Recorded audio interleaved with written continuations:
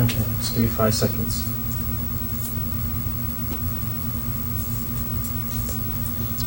Herman, given the fact that this is a new part of the workforce, that this is a very important part of the workforce since it's a very young workforce, it's a very young population. 53% of this population are children. And with all that signifies, and that they are this new workforce that will be the workforce that America will be depending upon to fill many of its workforce shortages in the year 2000 and beyond. What do you think that private industry can be doing today to avail themselves of the opportunity to see that this workforce is properly trained, properly prepared to be trained? And what do you think that groups such as La Hermandad can be doing to see that this whole mutual process is joined and begins to take place? Well, first of all, it seems to me that the federal and state governments must continue to assume their responsibility. I mean, after all, the immigrant is also a taxpayer, pay taxes of all kinds, and certainly we know that there is purchasing power there of immense proportions, so that the private sector has some self-interest for seeing to it that this workforce in the future, for the present and the future, is the best that America is going to need to sustain its role of leadership in the world. But clearly, despite the fact that this government has many burdens to carry, both domestically and internationally, we cannot allow, the private sector, it seems to me, cannot allow the federal government to turn its back and to abdicate its responsibility for meeting the needs of this population, which is serving such an important need to society, both not just in raw manpower, but in the future manpower, the personnel that you're talking about. It's that all of our personnel must be better educated and prepared to deal with the way in which this country is defining its role in the world, where we are in fact exporting many jobs, and the jobs that will be left will require better trained and better educated people. And as you just said, the demographics indicate that it will be immigrants who currently are providing the expansion in population, and therefore we must pay attention to what this, how well this workforce is prepared. So number one, then, it seemed to me the private sector should play a role in joining with La Hermandad and with other organizations in seeing to it that funding and legislation continues for as many years as it takes to make sure that the community-based organizations like Hermandad and adult education, community colleges, and other nonprofits do the job of massively outreaching and educating those who are hunger for education, for the raw opportunity to take their place as responsible citizens in the society. And it seemed to me that the advocacy of the private sector can do that. In some cases, there is already money available from the federal government to the states to allocate this, but if the states take this money and use it for potholes instead of meeting human needs, then I think we're going to be in real trouble, and ultimately the private sector will be asked to pay more taxes to fill a job that could have been done in the current year. Second thing, it seemed to me that the private sector must do is to join in these partnerships with groups, with community-based organizations like Hermandad, to ensure that the fantastic job that's being done of not only quality training, but in reaching the numbers that have to be reached. I mean, here people come to Hermandad facilities throughout the various states where you're located, and they go there with confidence, knowing that they not only go to get proficiency in English and also ways of becoming citizens, but they get these other services, legal services.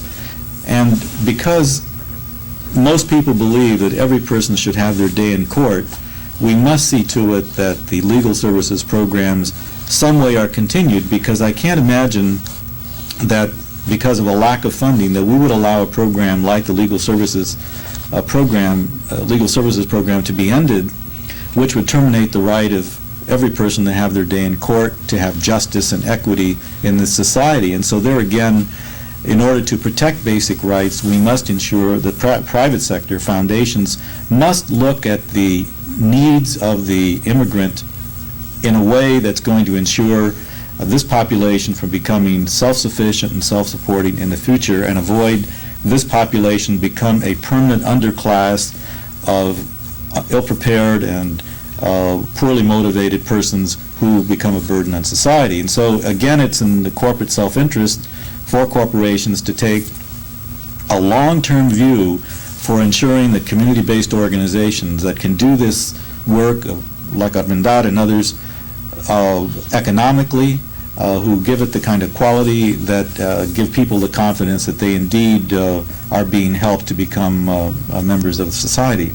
So again, corporate foundations, corporate philanthropy can help provide the resources, and to join in this partnership for what I think is really could be a short-term impact program. In other words, if we could spend the next 10 years, which I consider to be short-term, providing the needed resources for at least one or two generations of the immigrants' children and the parents to understand how to get involved in their community, to improve their neighborhoods, to ensure their participation in the education of the children, to ensure that parents learn how to access medical institutions so that children can be tested, immunized, so that the existing institutions can learn how to absorb the immigrants into the mainstream of society. It becomes a win-win situation for all of us.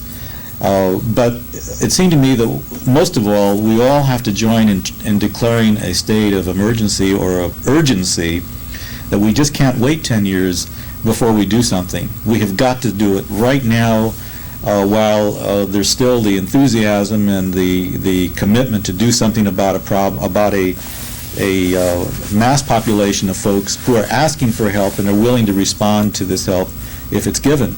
The danger is that if we don't, it'll be too late for generations of kids, and then the cost will be too high to society. So it's the self-interest for the community, self-interest for the corporations and private sector. 2 years ago, we had a conference at one of the community colleges. The title of the conference was Beyond Amnesty. And the conference dealt with the importance of training this part of the workforce.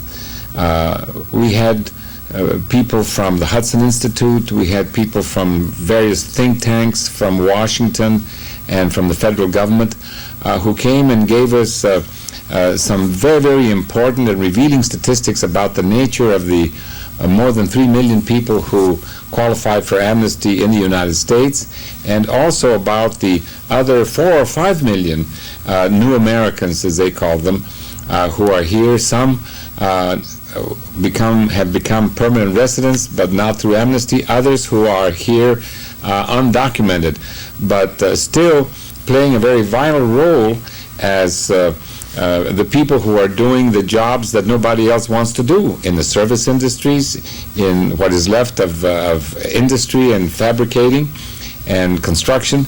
And the nature of that workforce was described very, very aptly, that it's about 32 years of age, and that in total that population has 53% as children. That's a fantastic figure.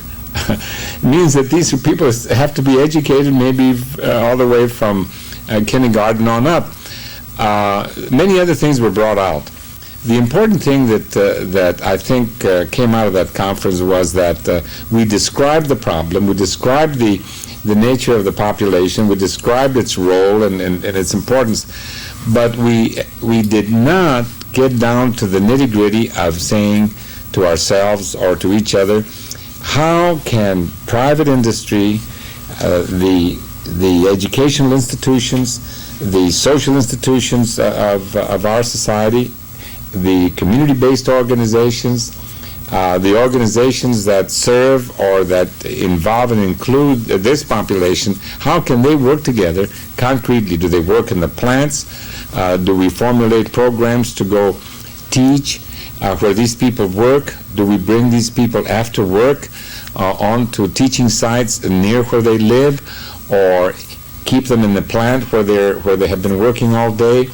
What strategies, what devices do we evolve or see that are put into place so that we can begin to attack this problem head on and deal with the issue as it is facing us, that this group of people need to be prepared to be trained, need to be improved as part of the important workforce or key workforce for the year 2000. But it seems to me there are many piece parts to that as an opportunity. First is to view the immigrant population as an opportunity and not as a problem to be dealt with or as people to be blamed or to be feared, but rather as an opportunity.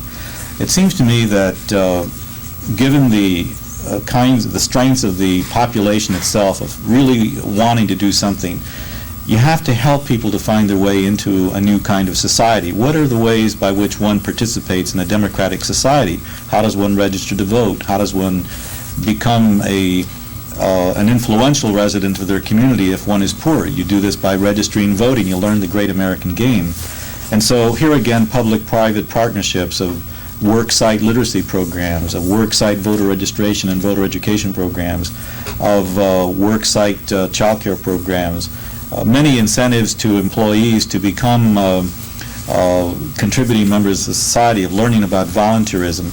I don't think all of that is going to be learned by osmosis. It seems to me if society really is concerned about responding to the needs of the immigrants, then it must reach out. And here it seems to me probably other immigrant groups were talking about these same kinds of issues 100 years ago.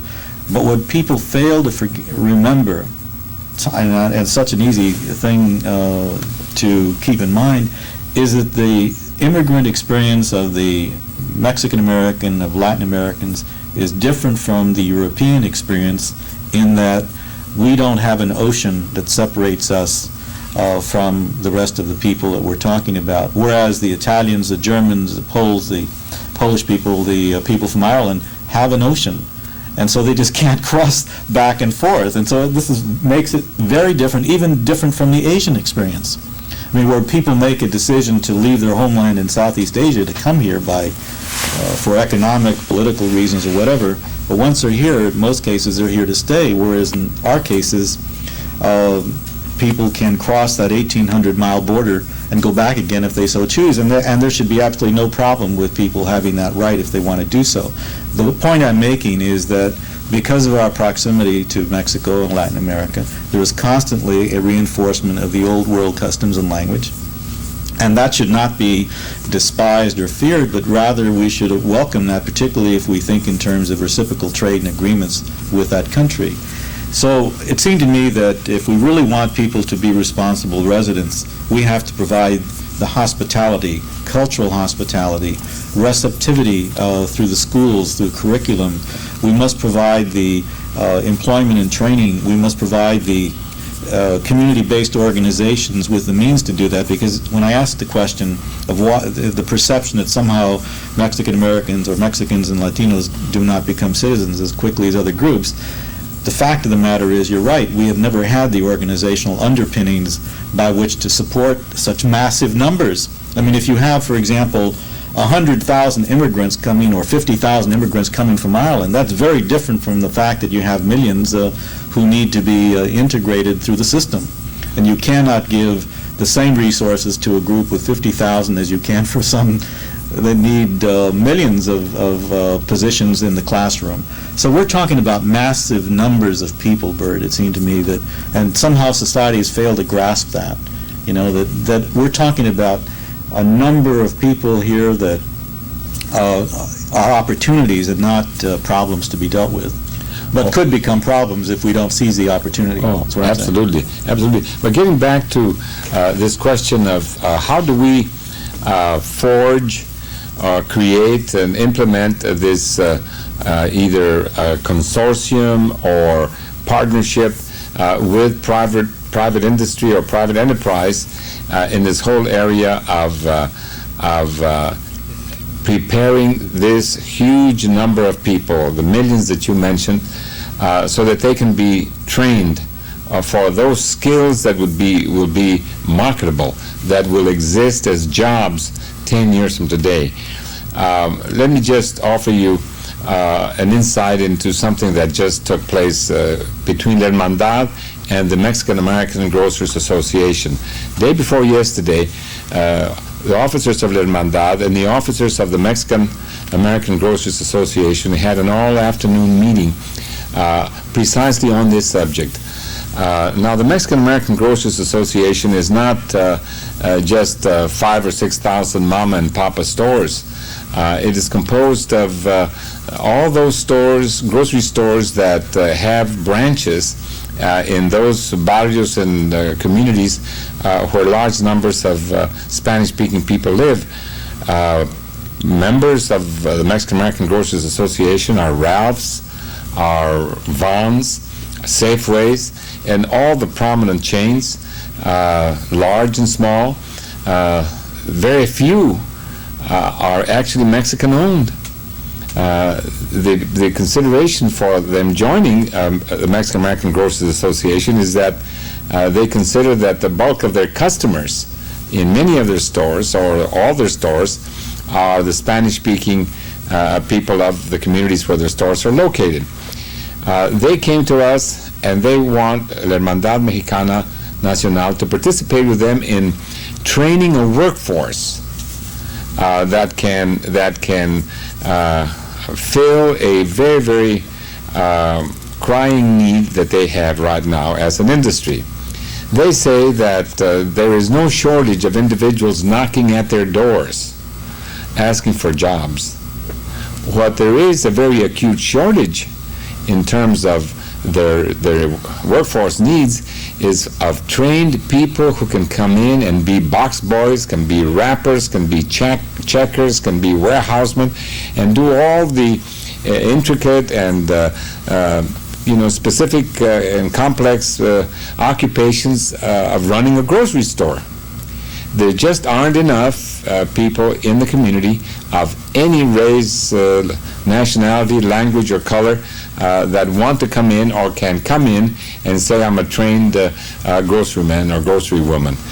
And so we're going to sit down and work out a program to train thousands, because they need thousands of people who can come in at entry level and jobs and be able to receive training while they're on the job as well as before they enter the job in English, in arithmetic, and in all the skills, the entry-level skills, of course, first, and then the other skills of operating and directing the operations of a grocery store. So we will be doing this as a joint effort. The industry, the grocery industry, the retail grocery industry will be doing a lot of the training. They know what kind of people they want. They know what they want them to learn. They know how they want them trained. We can offer our skill in teaching the material that they have decided they need to be taught.